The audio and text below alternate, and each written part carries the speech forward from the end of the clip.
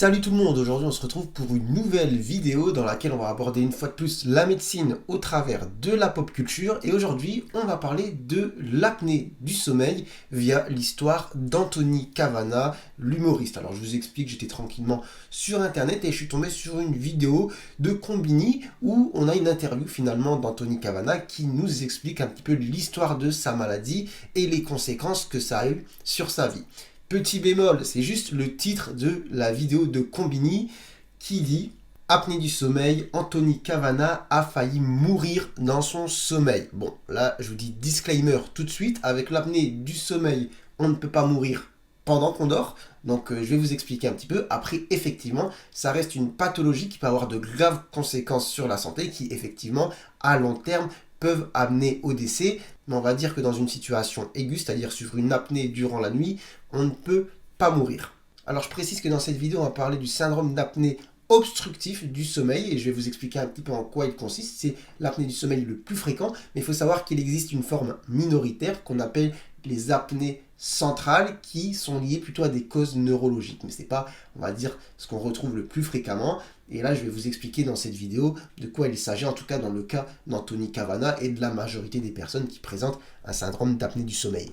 Mais avant du coup de comprendre un petit peu qu'est-ce que c'est l'apnée du sommeil et qu'est-ce que ça engendre, on va faire un petit cours un petit peu de ce qu'on appelle de physiopathologie, c'est-à-dire de comprendre un petit peu comment se passent les choses ici au niveau de la respiration de la gorge, pour comprendre ensuite finalement quand ça dysfonctionne, pourquoi tout simplement. Il faut savoir que du coup quand vous inspirez, quand l'air rentre au niveau du nez et de la gorge, eh bien les muscles qui composent finalement le pharynx, c'est-à-dire le voile du palais, le fond du palais, la gorge à ce niveau-là, eh bien les muscles de cette région vont se contracter. Pourquoi ? Je vous explique, c'est assez simple. Si vous inspirez, eh bien on a quand même un effet ventouse, c'est-à-dire on a une pression négative qui se fait à ce niveau-là. Vraiment, on aspire et forcément si les muscles de la région ne se contractent pas, qu'est-ce qui se passe ?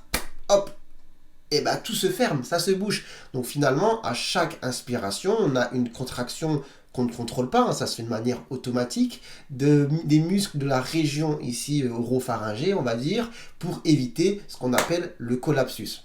Par contre, la nuit, ce tonus diminue naturellement.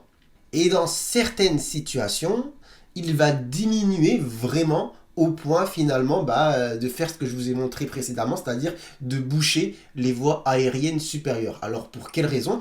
Les raisons principales, ça va être finalement le surpoids, l'obésité, avec finalement la graisse qui va épaissir les parois musculaires de cette région et diminuer leur tonus. On peut aussi avoir le fait d'avoir une grosse langue ou ce qu'on appelle une rétrognathistie, c'est-à-dire la mâchoire qui décale vers l'arrière. Donc forcément, si vous avez la langue qui s'affaisse pendant que vous respirez dans le fond de la gorge, forcément ça bouche un petit peu les tuyaux. Et après, vous avez aussi les possibilités d'avoir de très grosses amygdales ou une très grosse uvule, c'est-à-dire le petit truc qui pend au fond de la gorge. Enfin bref, des gros trucs dans la gorge qui vont faire que finalement, quand vous respirez la nuit, il y a un peu moins de place pour laisser l'air passer.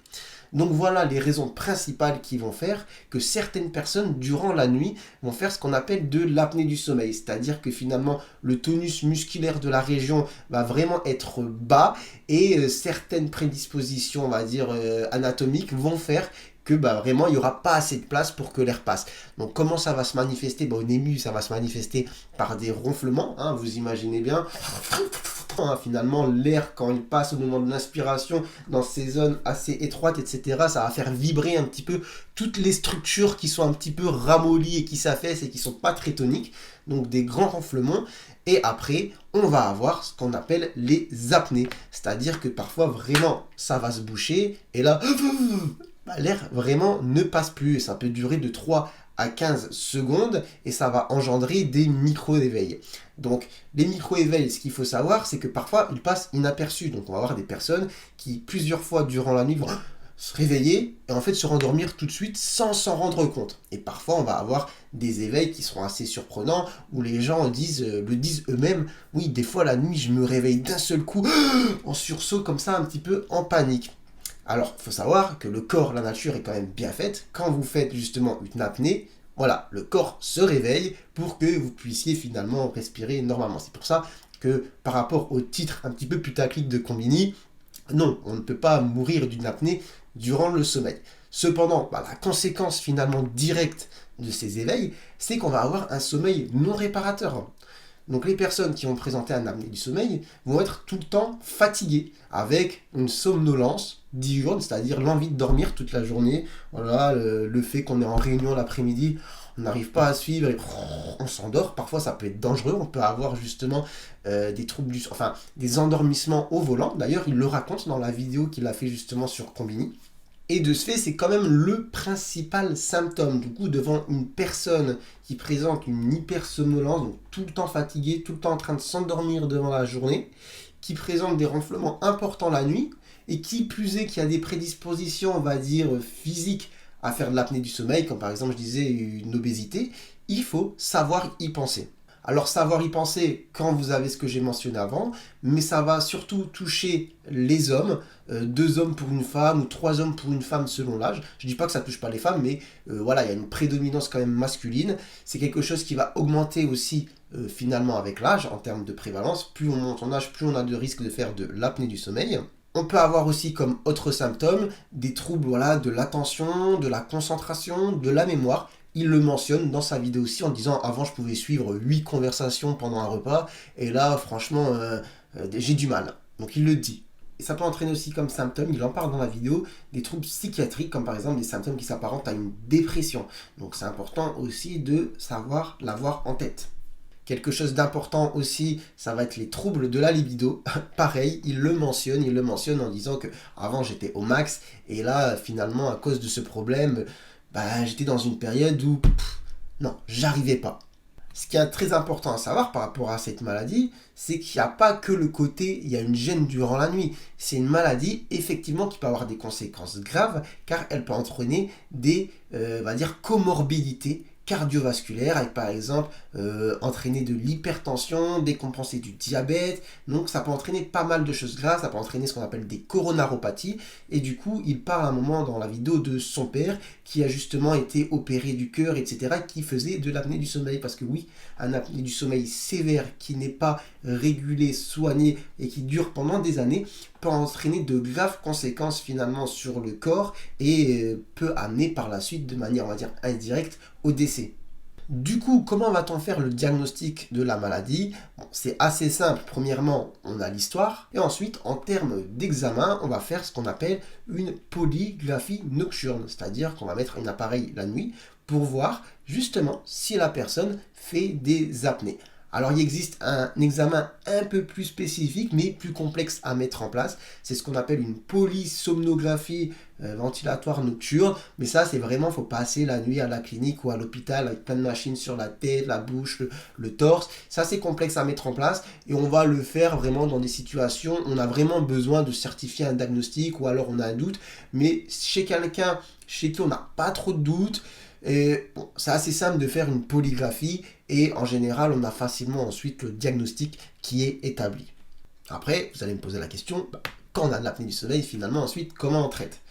Eh bien ça dépend finalement de la gravité. Donc en fonction des chiffres qu'on va avoir, donc je ne vais pas entrer dans les détails mais en fait il y a des index précis qui permettent de stratifier est-ce qu'on a un apnée du sommeil léger, modéré ou sévère et en fonction on va adapter.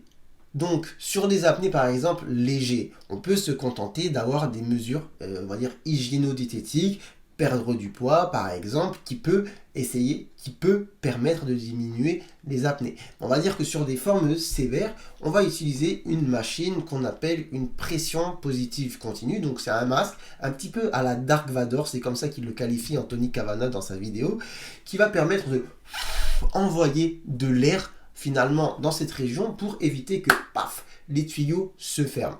Bon, c'est assez encombrant, ça fait du bruit et c'est quelque chose qu'on doit mettre toutes les nuits. Mais en tout cas, ça marche bien. Et chez certaines personnes, on peut aussi mettre des orthèses mandibulaires, c'est-à-dire chez les personnes qui ont une mâchoire un peu qui va vers l'arrière comme ça, on peut mettre une orthèse comme peut-être vous avez fait quand vous étiez adolescent, quand vous allez chez l'orthodontiste, etc.